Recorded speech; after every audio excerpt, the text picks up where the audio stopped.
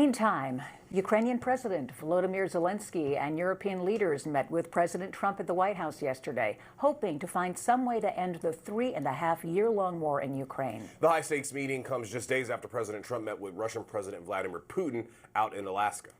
I believe you have two willing parties, and usually that's good news, but two willing parties that want to make a deal. And we'll journey together, and we'll go over, and we'll see if it can be done. And it's possible it might not be able to be done. On the other hand, it's possible it will. And we're going to save thousands and thousands of lives a week. Ukraine will never stop on the way to peace, and we are ready for any kind of formats, but on the level of leaders. So make no mistake, the tone of this meeting, very different from the last time Ukrainian President Volodymyr Zelensky visited the White House. That was back in February, where he was berated by multiple officials in the Trump administration. But Zelensky said, hey, yesterday's talks, very good. And look, there are a lot of hurdles to peace that remain. But President Trump says he is confident these two countries want to come to an agreement. So Washington correspondent Drew Petrimo has his eyes and ears on what's happening around Washington. And Drew, what can you tell us about everything after this meeting?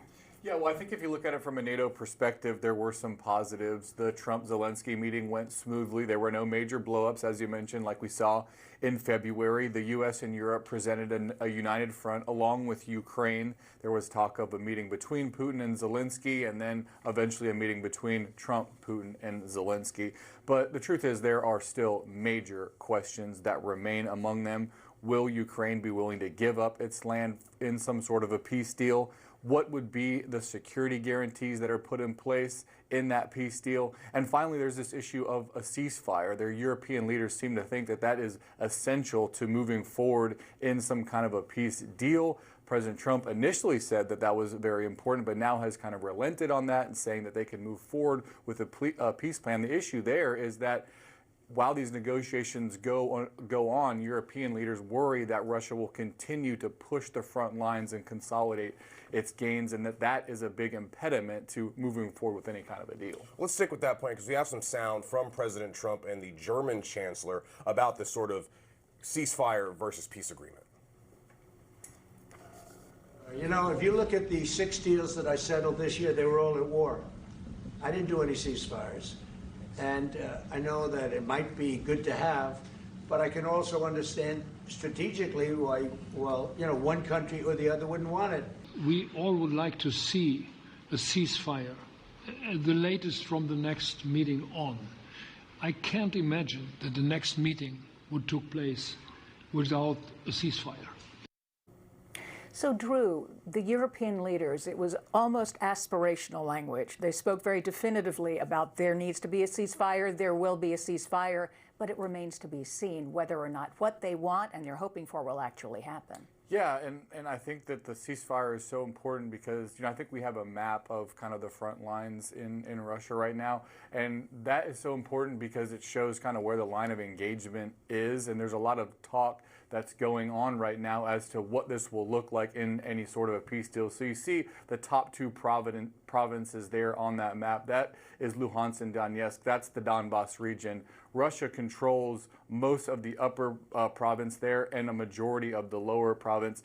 Putin wants all of that in exchange for only freezing the line in 2 other provinces, Zaporizhia and Kherson. So the exchange here is not favorable to Ukraine. On one hand, Putin wants the totality of the Donbas region. This is a key coal-producing region, very important to the Ukrainian economy, for freezing the current lines in 2 other provinces. Also, the very lowest province on the map there is the Crimean Peninsula. Of course, Russia illegally annexed that back in 2014. Putin wants formal recognition of Russian ownership of that province. In totality, that's a huge ask from the Ukrainian people. It would violate the Ukrainian constitution, and to think that that would be given away in some peace deal is just a hugely heavy lift. Which is why you are seeing some of the European countries talk about that Article 5-like security, said Europe will be here to protect Ukraine.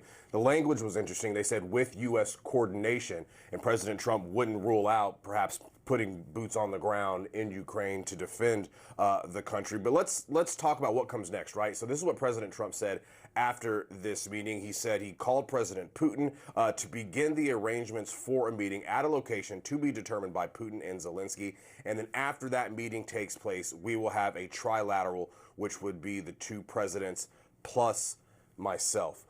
In terms of looking forward, what unanswered questions are there, perhaps before we get to either a ceasefire or a peace agreement? Well, what exactly is Article 5 like? What's interesting, Article 5 is a key tenet of the NATO founding charter, and it's an agreement for that if an attack on one member country equals attack on all member countries. But what exactly the response to that attack is left up to interpretation. And in this case, that's going to kind of be the key here, because what Ukraine is worried about is that after this peace deal is reached, after the lines are frozen, that Russia will rearm and reattack. And so what would be the mechanism in place to prevent that? There has been talk about boots on the ground. The U.S. has not committed to that. There has been talk about European countries committing boots on the ground. But in order to have a force large enough to really fight back Russian aggression, you'd need tens of thousands of troops on the ground. That's hugely expensive. That's a big commitment from European countries. There's been also talk of using different kinds of technology, drones and surveillance equipment, but would that be enough to deter a determined Russian military offensive? I think there's a lot of uncertainty about that. At the end of the day, those commitments, even if it's Article 5-like, would just be statements on a piece of paper. And when an invasion, if an invasion comes, is Ukraine going to trust that there's going to be a force there that will protect them? And will stay there until it's done. Right, because this isn't just a 1-year commitment or a 2-year commitment. Yeah. You're talking about possibly decades of commitment. You have to feed those soldiers. You have to house those soldiers. It's a huge financial commitment for Europe, and supposedly there's going to be some U.S. involvement there. But again, presidents change, leaders change, Congresses change. How long and how ironclad is that commitment will be a major issue for the Ukrainians. All right. Thank you, Drew. Appreciate it.